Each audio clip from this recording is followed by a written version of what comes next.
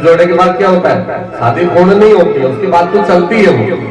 तो ये कथा पूर्ण नहीं हुई, अब ये पटेल नगर में और चलती रहेगी। आज आपके हुई, कल किसी दूसरे की हुई, कल तीसरे की हुई, ये तो अभी चालू हुई है। ये तो गठजोड़ा अभी सोनी जी के साथ बन गया, अब ये तो आगे चलेगा ना, लंबा चलेगा, अभी बहुत लंबा चलेगा। तो ये बड़ा आनंद है। और जो 7वां दिवस है, 7वें दिवस में भगवान की कृपा से गुरुदेव भी पधार रहे हैं। 7वें दिवस में गुरुदेव भी यहाँ पधार रहे हैं और बहुत अच्छी मेला और बड़ी अच्छी व्यवस्था हो जाएगी 7वें दिन यहाँ पर। और सभी जितने भी भगत लोग हैं सब 1 बजे आ जाएंगे और 5 बजे पूर्णाहुति करेंगे।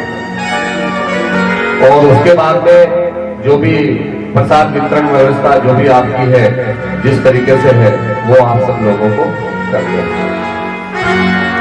आइए कथा में प्रवेश करें।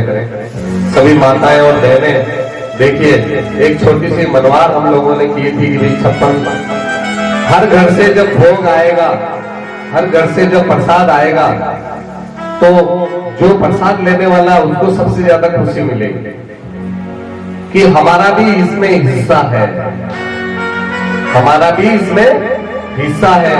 कैसे हिस्सा है, अभी मैं आपको बताता हूं। राम जन्मभूमि पे अयोध्या का मंदिर बन रहा है, उसमें 10 रुपए से लेकर के करोड़ों रुपए तक दिए हैं लोगों ने। एक रिक्शे वाले से भी 10 रुपए की रसीद काटी है और एक करोड़पति आदमी से लाखों करोड़ों रुपए की रसीद काटी है, ताकि कोई ये नहीं कहे कि ये राम मंदिर मेरा है, ताकि कोई ये नहीं कहे ये राम मंदिर मेरा है, ये राम मंदिर न तो मेरा है न तेरा है, ये सबका है।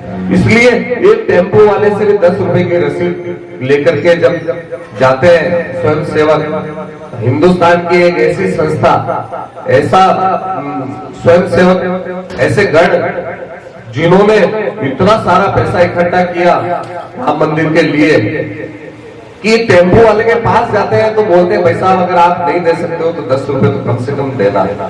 तो टेम्पो वाला भी कहता है कि भैया आपने मुझे क्या कमजोर समझ रखा है, क्या 100 रुपए की रसीद काटो। तो ऐसे ही माताएं और बहनें यहाँ पर भोग बना करके लेके आ रही हैं। तो कोई इतना कमजोर नहीं है कि भगवान के लिए भोग बना करके नहीं ला सकता। और ये जब भोग भगवान पे जब प्रसाद चढ़ेगा तो भगवान प्रसाद खाते नहीं है, इस गलतफहमी में मत रहना। भगवान को प्रसाद चढ़ा के कौन खाता है?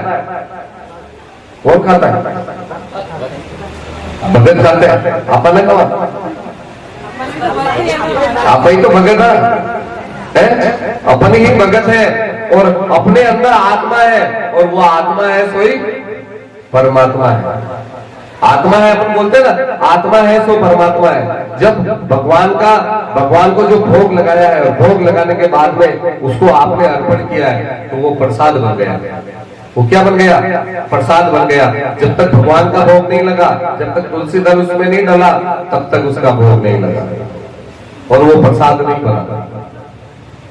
एक बहुत बड़े संत थे, एक संत के लिए कोई जाति वाति नहीं होती है, इस भरोसे में मत रहना। कोई जाति वाति का कोई भेद नहीं है किसी भी तरीके का, और शास्त्रों में किसी भी तरीके का कोई जाति का भेद नहीं है।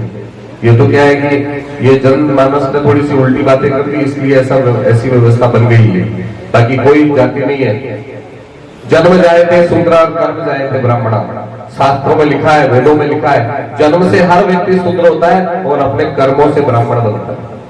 अपने कर्मों से ब्राह्मण बनता है। एक जाति व्यवस्था बनाई है, उसका दूसरा कारण एक महात्मा जा रहे थे तो किसी उनके चेले को भूख लगी, चेले को भूख लगी। वहां से एक उसने कहा कि वो सामने घर है, वहां से रोटी लेकर के आ जाओ।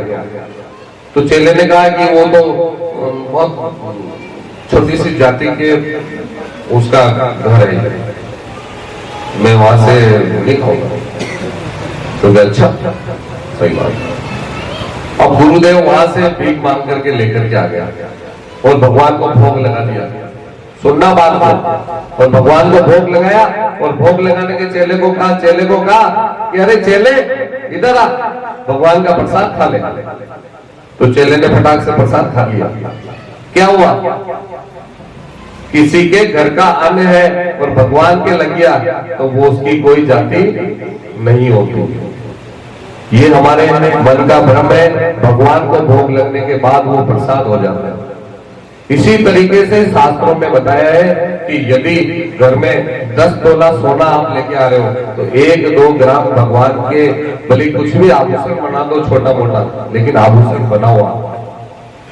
आप 100 रुपए कमा रहे हो, 100 रुपए में से 5 रुपए, कम से कम 5 रुपए निकाल करके गरीबों को या छोटे मोटे किसी भी जीव जंतु को, गायों को, इनको 5 रुपए, कम से कम 5 रुपए तो निकालो 100 रुपए में से। कथा तो ये चल रही है, ये तो कथा चलती रहेगी। ये न तो आपकी व्यथा खत्म होनी है, न ये कथा खत्म होनी है। हाय, छाती कूटा किसी का खत्म हो रहा है क्या? किसी का छाती कूटा आज तक खत्म हुआ नहीं हुआ। और ये कथा भी कभी पूर्ण नहीं होती, ये हमेशा चलती रहेगी। हरि अनंत और हरि कथा अनंता, इसका कोई पार नहीं है। लेकिन 2 शब्दों में समझ जाइए कि राम राम राम राम राम राम राम राम राम राम और कर लो आराम। राम राम बोलोगे तो आराम करोगे, और राम राम नहीं बोलोगे तो हरामी बन जाओगे। क्या बन जाओगे?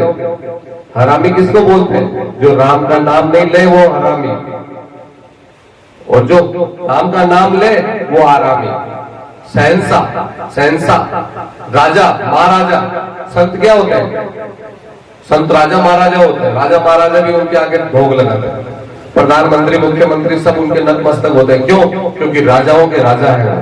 क्यों? क्योंकि राजा राम को याद करते हैं। तो अपनी जो कमाई है उसमें से कम 5% तो आप निकालो ही निकालो।